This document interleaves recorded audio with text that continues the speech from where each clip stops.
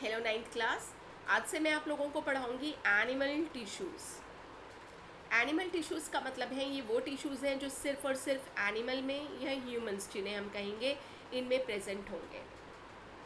Animals में आपके बड़े छोटे जितने एनिमल्स टेरेस्ट्रियल एरियाज़ में रहते हैं, जैसे कि ज़मीनी एरियाज़ में जो रहते हैं, उनके बारे में हम लोग पढ़ेंगे।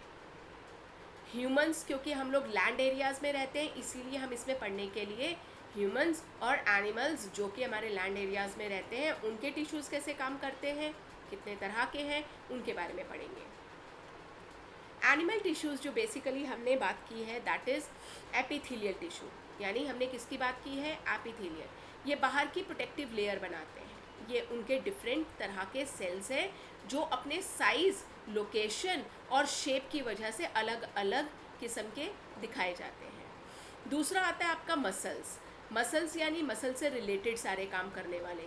अब आपकी मसल्स ऑल ओवर बॉडी में बोन्स के साथ में अटैच है ताकि बोन्स भी काम कर सकें, और मसल्स की तो काफ़ी चीज़ें बनी हैं। जैसे अब आपके लेग में जो मसल्स मिलते हैं वो आपके काफ मसल्स हैं, आपके दिल के पास में मसल्स मिलते हैं, वो मसल्स आपके इंटेस्टाइन के पास में अलग किस्म के मसल्स मिलते हैं, वो अलग काम करवाते हैं। तो यानी जितने हमारे अंदर ऑर्गन्स हैं, जितनी बोन्स हैं, उनके साथ में मस्कुलर टिश्यूज़ डेफिनेटली इन्वॉल्व हैं।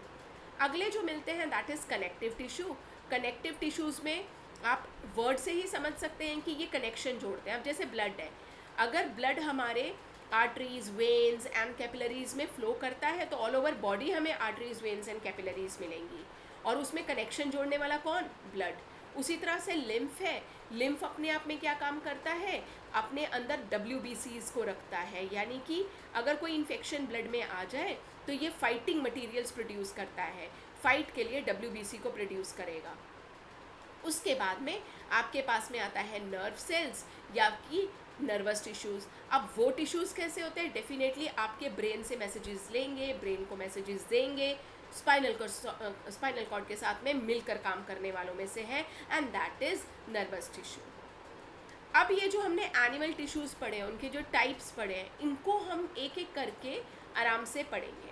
और ये जब हम पढ़ेंगे तो वेरी फर्स्ट जो आज आप लोग पढ़ेंगे दैट इज़ हम बेसिकली फोकस कर रहे हैं सिर्फ और सिर्फ एपिथेलियल टिश्यूज़ पर। उसके टाइप्स कैसे हैं, उसकी लोकेशन, उसके साइज़ और उसकी शेप्स अगर ऐसी हैं तो वो कहाँ कहाँ पर लोकेटेड होंगे, क्या क्या काम करेंगे। लेट्स सी, इनके बारे में पढ़ते हैं। एपिथेलियल टिश्यू इन जनरल, यानी कि जनरली एपिथेलियल टिश्यू का मतलब क्या है, ये एक तरह की प्रोटेक्टिव कवरिंग है। ये एक तरह की प्रोटेक्टिव कवरिंग है जो प्रोटेक्टिव टिश्यूज से मिलती है, और ये एनिमल बॉडी में प्रेजेंट होती है। किस रूप में, किस काम में, एनिमल टिश्यूज के रूप में। जो सेल है इन टिश्यूज के ये टाइटली पैक्ड है। आप इसे लेके चलिए कि एक चादर है, अगर वो बेडशीट या वो चादर अगर बीच में से होल या परफोरेटेड होगी तो उसके अंदर कोई भी चीज़ आ जा सकती है, ख़राब हो सकती है। आपके कंबल में अगर होल है तो आपको ठंड लग सकती है। अगर आपकी चादर में होल है तो हमने जिस जगह रखा है वो चीज़ ख़राब हो सकती है, आपको रात को हवा आ सकती है या फिर कोई कीड़ा भी घुस सकता है।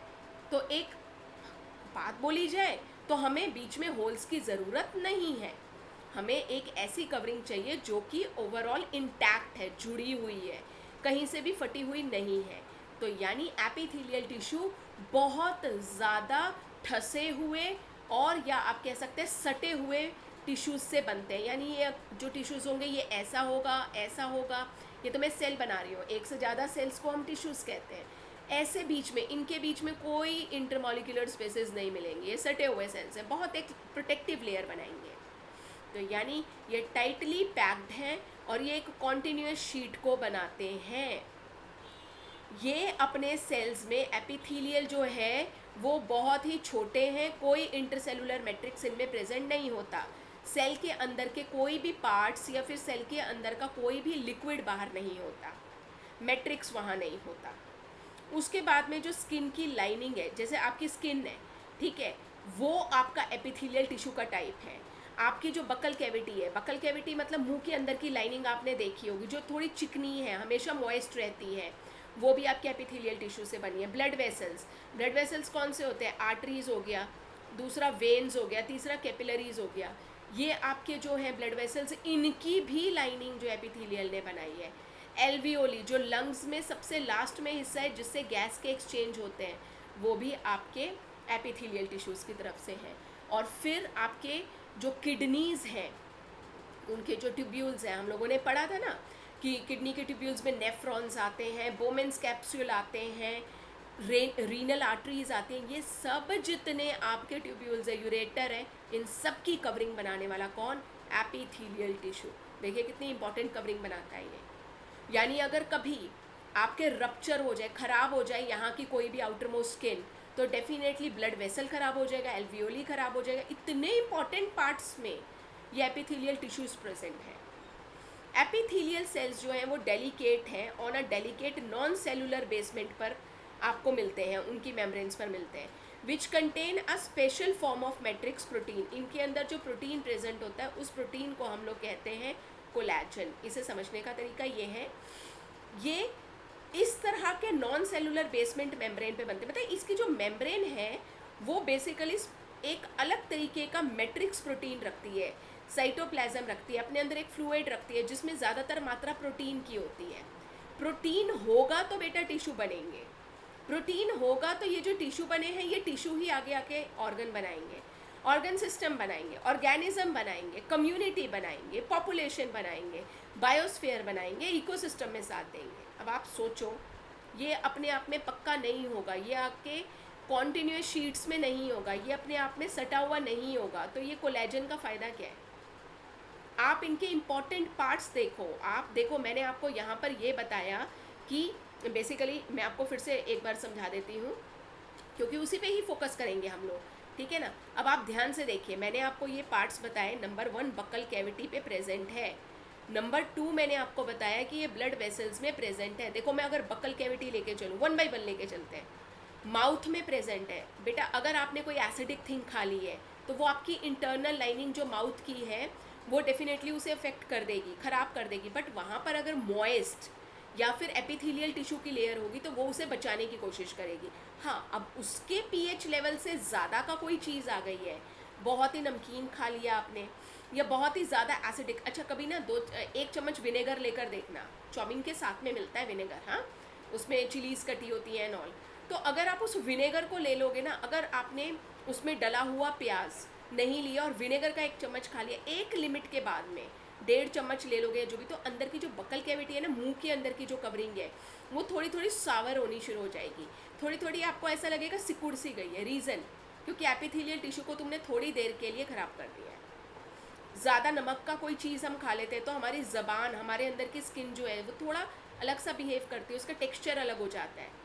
चलिए तीसरी चीज़ बताती हूँ, आप कॉफ़ी गरम गरम पी लीजिए, जो अक्सर एक एक्सपीरियंस ज़्यादातर लोगों के साथ होता है। एक्सप्रेसो कॉफ़ी लीजिए, ऊपर का फॉग जो होगा वो तो आप ले लेंगे आराम से, बट जैसे ही आप उसका इंटरनल लेने की कोशिश करेंगे ना, वो इतनी बुरी तरह से आपके लगेगी कि वो आपको नुकसान देगी, ठीक है। अब यहाँ पर क्या होता है कि ये बक्कल कैविटी की जो इंटरनल लेयर है एपिथेलियल से बनी होती है, इससे ज़्यादा कोई पीएच की चीज़ आ गई तो वो डेफिनेटली बक्कल कैविटी को ख़राब करेगी, वरना नहीं करेगी। ब्लड वेसल्स, ब्लड वेसल्स जो है आपके arteries, veins and capillaries. Artery, when, capillary में इंटरनल लाइनिंग बनाने वाला कौन? Epithelial tissue. अगर इनमें से कुछ भी रप्चर हो गया, ख़राब हो गया, तो आपका ब्लड फ्लो नहीं कर पाएगा, फ्लोएम फ्लो नहीं कर पाएगा, ठीक है ना। आपके उसमें आता है ना वो जो आपके लिम्फ्स एंड ऑल, तो वो सब फ्लो नहीं कर पाएंगे, तो उसे ध्यान से हमने देखना है। देन आता है आपका एल्वियोली। एल्वियोली जो है लंग्स का ऐसा पार्ट है जो ब्रोंक्यूल्स का अगला हिस्सा है और ये लंग्स में प्रेजेंट होता है, फूल जैसा होता है ये। इसका बेसिक काम क्या है? ऑक्सीजन बाहर से जो आई है उसे लंग्स में डालना, और जो लंग्स का कार्बन डाइऑक्साइड है उसे लेकर दोबारा बाहर निकाल देना। किडनी के अंदर जो चीज़ें प्रेजेंट है उसमें आता है आपका एपिथेलियल टिश्यू। अच्छा, ये जो किडनी है, किडनी काम क्या करती है? आपके ब्लड में फ्लो होने वाले नाइट्रोजन के सब्सटेंसेस, यूरिक एसिड, यूरिया, जिनकी रिक्वायरमेंट नहीं है, अगर आपके किडनी के अंदर की एपिथेलियल टिश्यू की लेयर ख़राब हो गई तो डेफिनेटली वो अपने अंदर से फिल्टर आउट नहीं कर पाएगी। इतने प्रोमिनेंट एरियाज़ हैं, इतने इम्पॉर्टेंट एरियाज़ हैं इसके, जहाँ इसका प्रेजेंट होना ज़रूरी है, जहाँ ये प्रोटेक्शन देता है, क्योंकि एपिथेलियल का मतलब है प्रोटेक्शन देना है। एपिथेलियल जो है वो डेलिकेट है, बहुत नरम नाजुक है, नॉन सेलुलर बेसमेंट मेम्ब्रेन है, यानी ज़्यादा सेल्स इसमें जैसे भी इन्वॉल्व हैं वो ऐसे बेसिक सेल्स हैं जो एक membrane sheet layer, bedsheet, covering layer बनाते हैं। अब इसमें स्पेशल फॉर्म ऑफ प्रोटीन मिलता है जिसे हम मैट्रिक्स प्रोटीन के नाम से जानते हैं। इस मैट्रिक्स प्रोटीन का नाम जो हमने पढ़ा है दैट इज कोलाजन। कोलाजन अंदर मौजूद होता है जिसकी वजह से ये इसको एक प्रोटेक्टिव कवरिंग देता है। देखिए एपिथेलियल टिश्यूज़ के हमने 3 ब्रॉडर टर्म्स बांट दिए। एक ये जो सिंपल एपिथेलियम्स है, यानी ये ज़्यादा भारी भरकम एरियाज़ में नहीं है, ये ऐसे एरियाज़ में नहीं है जहाँ पर कोई चीज़ किसी को एकदम से आसानी से नुकसान पहुँचा सके। दूसरे आते हैं कंपाउंड एपिथेलियम, तीसरे आते हैं ग्लैंडुलर एपिथेलियम। देखो जो सिंपलर एपिथेलियम होंगे वो आ गए आपके स्क्वैमस। मैंने आपको पहले भी बताया ये जो स्क्वैमस है, क्यूबॉइडल है, कॉलमनर है, सिलिएटेड है, सीडोस्टेरेटिफाइड है, ये जितने भी एपिथेलियम्स हैं ये एपिथेलियल टिश्यूज़ जो है अपने लोकेशन, साइज़ और साथ में स्ट्रक्चर क्या है उसके बेस्ड पर हैं। जैसे अब देखो ये अगर मैं स्क्वैमस बोलती हूँ तो स्क्वैमस का मतलब है ये कुछ देखने में चपटे से सेल्स हैं, ठीक है, ये चपटे से सेल्स है। क्यूबॉइडल है तो डेफिनेटली कुछ बॉक्स नुमा सेल्स होंगे, ठीक है, ये थोड़े अपने आप में मोटे होंगे, गद्देदार होंगे। कॉलमनर है तो ऐसे वाले सेल्स होंगे जो पिलर लाइक होंगे, ठीक है, जहाँ पे पिलर्स बने हैं, गद्दे होंगे उसके। अब सिलिएटेड एपिथेलियम है तो वो कैसे होंगे, इसके ऊपर, इन्हीं गद्दे वाले सेल्स के ऊपर इस तरह से सीलियाज लगना, यानी किसी चीज़ को मूव करने देते हैं अपने अंदर से। ये अंदर रेशे हैं इनके जिसकी वजह से वो मूव कर पाता है इधर से उधर, ठीक है। सीडोस्टेरेटिफाइड है, यानी आपको देखने में तो ऐसा लगेगा कि स्ट्राइप्स हैं ऐसे, बट वो असल में नहीं है, बस आपके किसी स्ट्रक्चर की वजह से वो स्ट्राइप्स दिख रही हैं। जो कंपाउंड एपिथेलियम है वो थोड़े सिंपल एपिथेलियम से थोड़े अलग है, जिसमें स्टेरेटिफाइड कंपाउंड आते हैं और ट्रांजिशनल कंपाउंड्स आते हैं। फिर आता है आपका ग्लैंडुलर एपिथेलियम सेल्स। ग्लैंडुलर एपिथेलियम्स मतलब ग्लैंड्स के आसपास है। जब हम लोग पढ़ेंगे ना कंट्रोल एंड कोऑर्डिनेशन तो वहाँ पर आपको ज़्यादा क्लियर होगा। अच्छा, ये 10th क्लास का एक कंसेप्ट है जिसमें आप ग्लैंड्स के बारे में पढ़ेंगे, बट आपने हार्मोन्स का नाम तो सुना होगा। उसके आसपास जो आपके एपिथेलियल टिश्यूज़ मिलते हैं उनके हम ग्लैंडुलर एपिथेलियम टिश्यूज़ कहते हैं। जब हमने ये पढ़ लिया कि एपिथेलियल टिश्यू 3 तरह के, सिंपल, कंपाउंड और ग्लैंडुलर, उनकी शेप एंड साइजेस हमने स्ट्रक्चर डिस्कस किया, और अब हम आगे जो पढ़ेंगे वो है functions of epithelial tissues. 1 by 1 करके पढ़ते हैं। एपिथेलियल टिश्यूज़ जो है वो प्रोटेक्ट करता है, सिर्फ हम वही मार्क करेंगे जो इम्पोर्टेंट है। एपिथेलियल टिश्यूज़ प्रोटेक्ट करता है किन हिस्सों को, प्रोटेक्ट करता है अंडरलाइंग सेल्स, जो आपके सेल्स अंदर मौजूद हैं।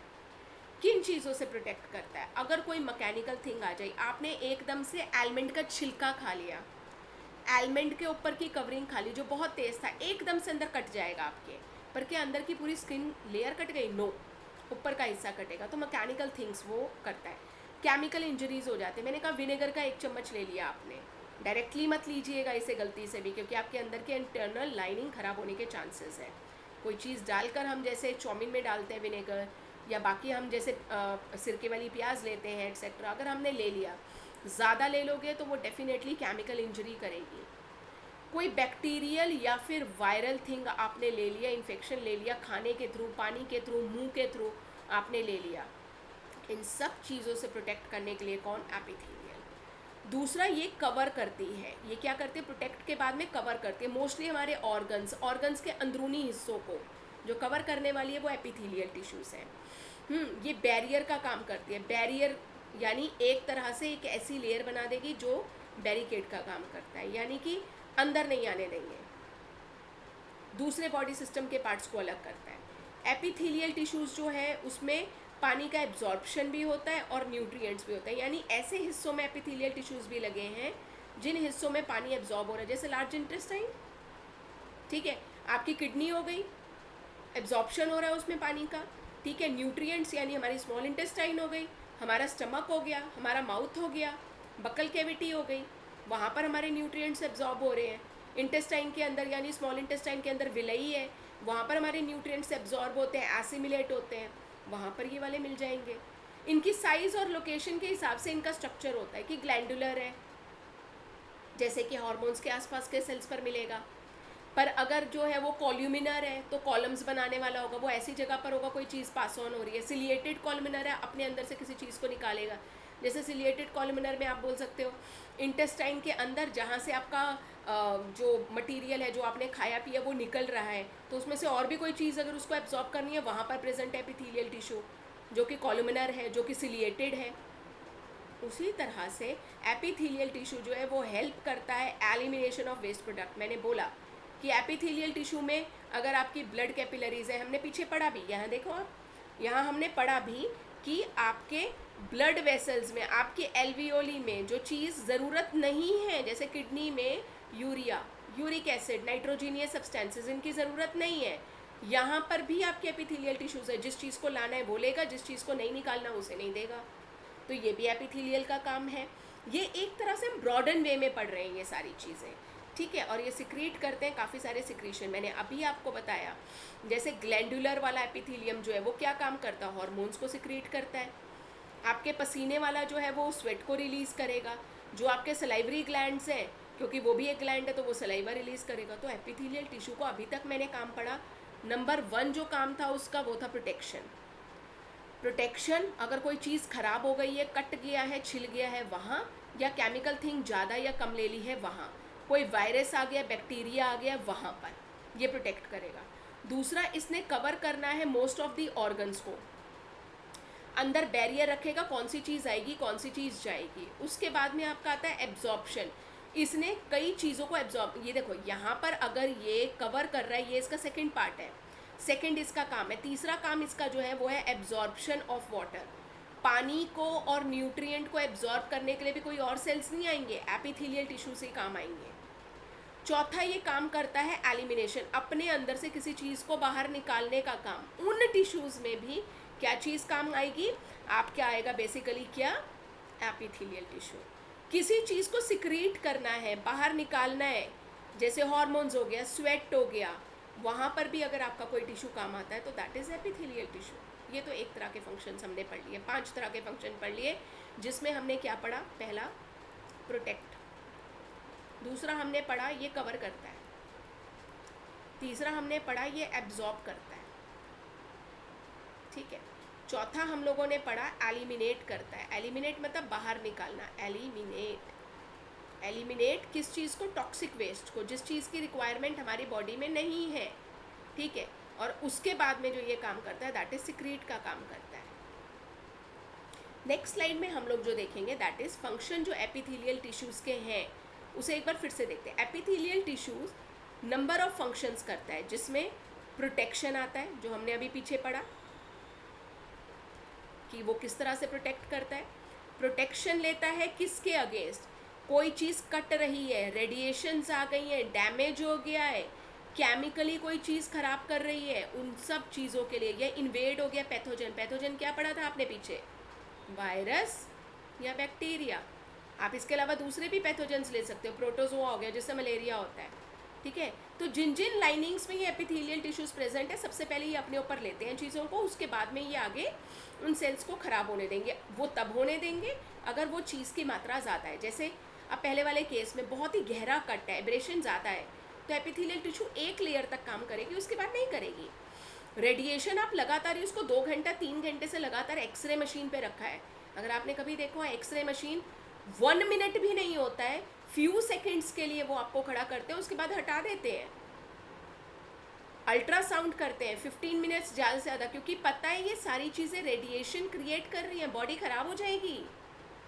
ऐसी चीज़ कुछ ज़्यादा ही मात्रा में अगर हो गई तो डेफिनेटली वो एपिथेलियल टिश्यूज़ ख़राब होंगे। पता है इसका बेस्ट एग्जांपल क्या है, जब न्यूक्लियर हमला हुआ था ना नागासाकी एंड हिरोशिमा में, तो तब जो है ये न्यूक्लियर बॉम्ब ने सबसे पहले रेडिएशन क्रिएट की थी, जिसकी वजह से सारे एपिथेलियल टिश्यू लोगों के, यानी लोग खड़े खड़े पिघल गए थे। रीजंस क्या हैं, एक से ज़्यादा अमाउंट में तो अमृत भी पी लें तो वो भी नुकसान करता है, उसी तरह से रेडिएशन ज़्यादा दे दी तो वो भी नुकसान कर गई। रेडिएशन एक लिमिट तक होती है, ये नहीं कि आप ज़्यादा लें। सन में आप थोड़ी देर के लिए खड़े हो सकते हो, ज़्यादा देर खड़े हो गए टैनिंग हो जाएगी, स्किन ख़राब हो जाएगी आपकी।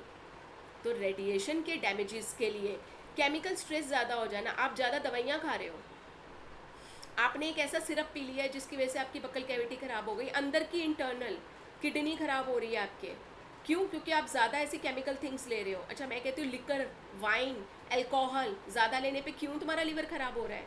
रीजंस केमिकल स्ट्रेस ज़्यादा बढ़ता है। एक लिमिट तक तो एपिथेलियल बचा देगा, उससे ज़्यादा नहीं। इन्वेजन हो गया, यानी इन्वेड हो गया, घुसपैठिए। कौन है घुसपैठिए? पैथोजेंस। पैथोजेंस कौन है? Virus, bacteria, protozoa. मुंह के थ्रू गए, नाक के थ्रू गए, पानी पी लिया, गंदा खाना खा लिया, गंदी चीज़ ले ली, किसी के स्पिट, थूक के थ्रू चला गया, एटमॉस्फेयर में प्रेजेंट गैसेस के थ्रू चले गए, और इन्होंने अंदर जाके एपिथेलियल के टिश्यूज़ ख़राब करने शुरू कर देने हैं। तो एक तरह से पहला काम तो इसका यही है कि इसने प्रोटेक्ट तो ज़रूर करना है।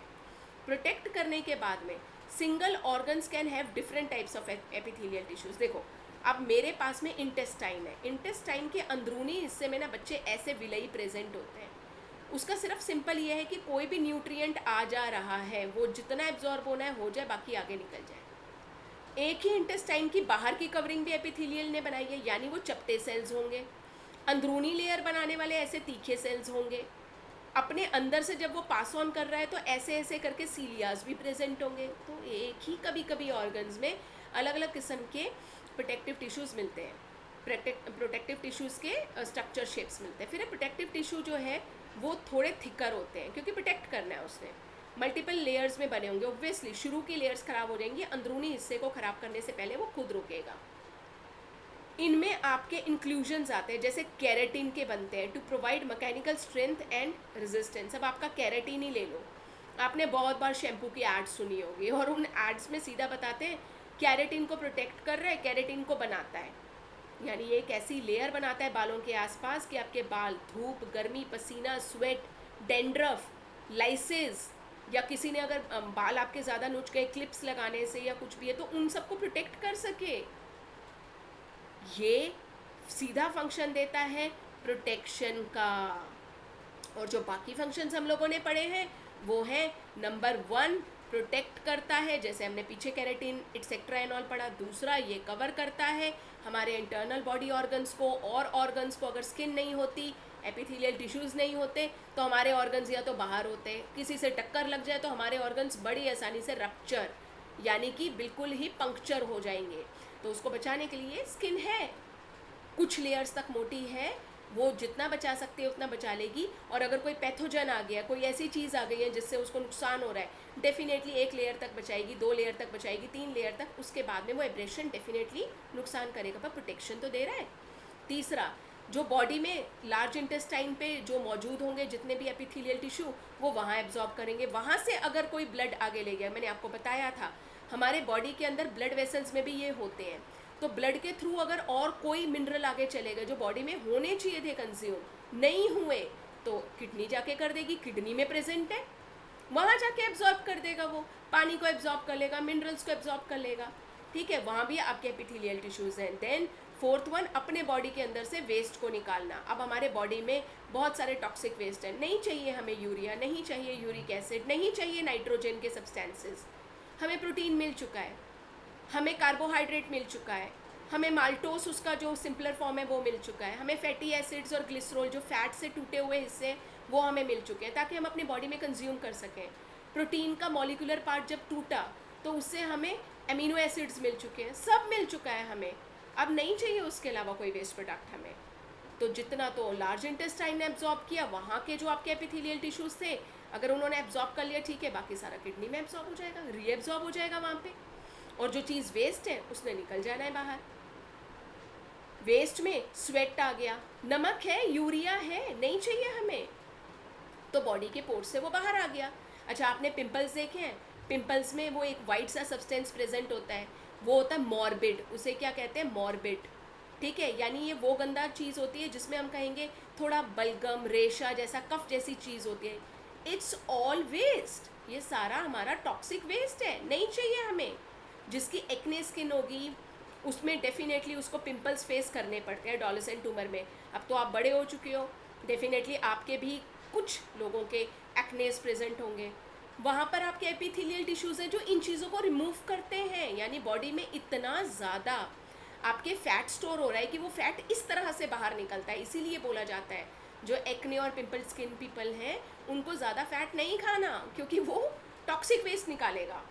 बाकी लोगों में तो कंज्यूम हो जाता है आराम से, हार्मोन से हो गया या फिर बाकी आपका मेटाबॉलिक फंक्शन से हो गया, बट जो लोग ज़्यादातर फैट कंज्यूम करते हैं और उनके नहीं निकल पा रहा, उनकी अगर ऑयली स्किन है तो डेफिनेटली वो इस मॉर्बिड पिंपल एक्ने के थ्रू बाहर आता है। और फिर बाकी सिक्रीशन, यानी 5th नंबर पे सिक्रीशन आ गई आपके हॉर्मोन्स। हॉर्मोन्स भी सिक्रीट करने के लिए एपिथेलियल टिश्यूज़ हैं, उनका स्ट्रक्चर, उनका शेप, उनकी लोकेशन वाइज ये अपने आप को अलग अलग किस्म में ढालते हैं और यहाँ पर ये हॉर्मोन्स को रिलीज़ कर रहे हैं। हॉर्मोन्स तो बेसिकली हमारे ब्लड में या तो डायरेक्टली घुल जाते हैं, नहीं तो ये क्या करते हैं, डायरेक्टली स्किन में आ जाते हैं और वहाँ से वो उसको रिएक्ट करते हैं। हॉर्मोन्स का काम सिर्फ यही है कि कोई एक्शन करना है तो हार्मोन रिलीज़ करो। जैसे एक एग्जांपल बताती हूँ आपको, एड्रीनल हार्मोन, ये हमारे किडनी के ऊपर के हिस्से में मौजूद है। जहाँ जहाँ आपको डर लगे, जहाँ आपको ये लगे कि आप डर गए हो, फ्राइटेंड हो गए हो, हंसी आ रही है आपको, हंस रहे हो, आपको अजीब सी फीलिंग आपको स्टमक के एरिया में होगी, ठीक है, वो सिर्फ इसलिए क्योंकि वहाँ से एक हार्मोन रिलीज हो रहा है, एड्रेनलिन, ठीक है। कौन कर रहा है, वहाँ के आसपास के टिश्यूज़ कर रहे हैं। कैसे तरह के टिश्यूज़ हैं, ग्लैंडुलर टिश्यूज़ हैं। किसका टाइप है, एपिथेलियल का टाइप है। क्यों है, क्योंकि ग्लैंड्स की कवरिंग करना, अंदर के ऑर्गन्स की कवरिंग करना, हमारे स्किन की बाहर की कवरिंग करना, ये सारे काम किसके हैं, एपिथेलियल टिश्यूज़ के हैं। तो उसी तरीके से हॉर्मोन्स का सिक्रीशन हुआ, प्रोटेक्शन हुआ, कवर हो गया, एब्जॉर्प्शन हो गया, एलिमिनेट करना डिफरेंट थिंग्स को, ये सारे काम is done only and only by the epithelial tissues। I guess इससे मैंने आपको बहुत क्लियर कर दिया होगा कि एपिथेलियल टिश्यूज़ बेसिकली काम क्या करते हैं, कहाँ लोकेटेड होते हैं, क्या फंक्शन होते हैं उनके। इसके साथ मैं नेक्स्ट स्लाइड में आपको डिफरेंट तरह के जो और हमारे एनिमल टिश्यूज़ थे जो हमने इस स्लाइड में पढ़ा था कि एपिथेलियल टिश्यूज़ कहाँ प्रेजेंट है, कहाँ क्या काम करते हैं, ये सब तो हमने क्लियर कर दिया। नेक्स्ट हम लोग अपने जो बाकी फर्दर टिश्यूज़ हैं जैसे muscular, connective and nervous tissue, इसके ऊपर अगला डिस्कशन करेंगे। Till then bye.